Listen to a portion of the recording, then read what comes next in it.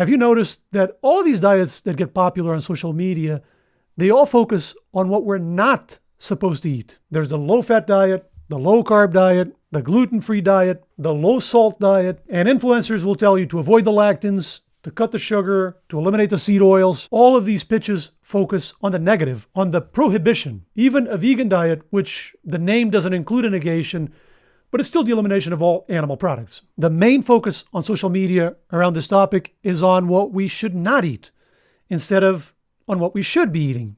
Isn't that a little weird? Can you imagine pitching anything else, trying to sell a house or a car by talking about all the other cars that you shouldn't be buying instead of the one that's right in front of you? Why do you think social media is so focused on the negative? Because fear is the most powerful human emotion. If you can instill fear or concern in somebody, you have their undivided attention. And we see this in the rhetoric and the choice of words that people use on social media when they talk about foods and diets.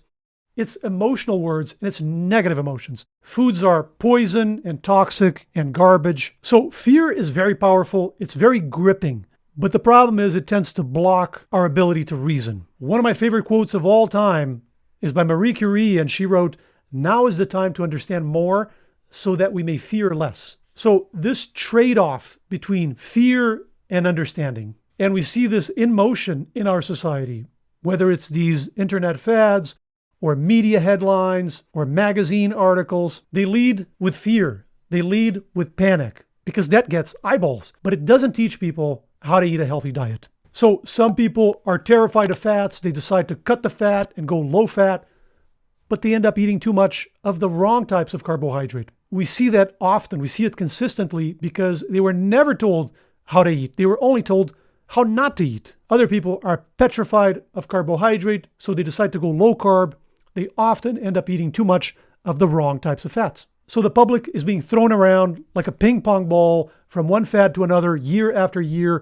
And overall, they're not getting any healthier. If anything, they're getting less healthy. So here's a more empowering mindset. Positive focus. Focusing on the foods that we do want to eat.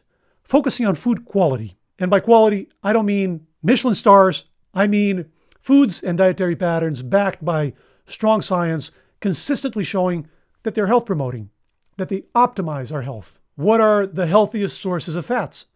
It's not going to be trans fats. It's not Twinkies or McDonald's. It's things like salmon, seafood, walnuts, olive oil, Greek yogurt.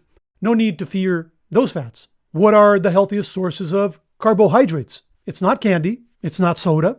It's not artificial cereals packed with refined sugars. It's going to be eating a mango, eating a pear, eating a bowl of lentils, some quinoa, some broccoli, which you can saute in olive oil.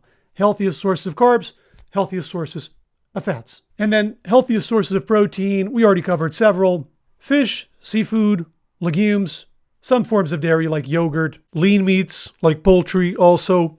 So that's a good start. Instead of this negative focus of panic and fear and avoidance, positive focus. What are the foods that are the most health promoting and populating your diet with those? I look through this evidence for a living, and honestly, when I sit down to eat, I don't even think about fats and carbs. I'm not scared of fats. I'm not scared of carbs. I'm focusing on health promoting foods, and I'm filling my diet with those. And if I feel like having a lower quality food, like if I want to have a cookie once in a while, I have a cookie. I'm not worried about it. I'm not chastising myself because my daily staples are the healthiest quality foods. What I do once in a blue moon, I'm not worried about it. Now, does this mean that everybody needs to eat the exact same foods? Nope. You can still personalize. You should personalize. Breaking away from fear of foods and panic of foods gives you more freedom, not less. Maybe you prefer to eat a little bit lower fat. You just prefer those foods. You just find it easier to maintain healthy body weight, maybe. No problem. You're going to go easier on the fats and you're going to lean more on the quality carbs and protein. Maybe you prefer to eat a little bit lower carb. You get better results. You prefer it. You just like it more.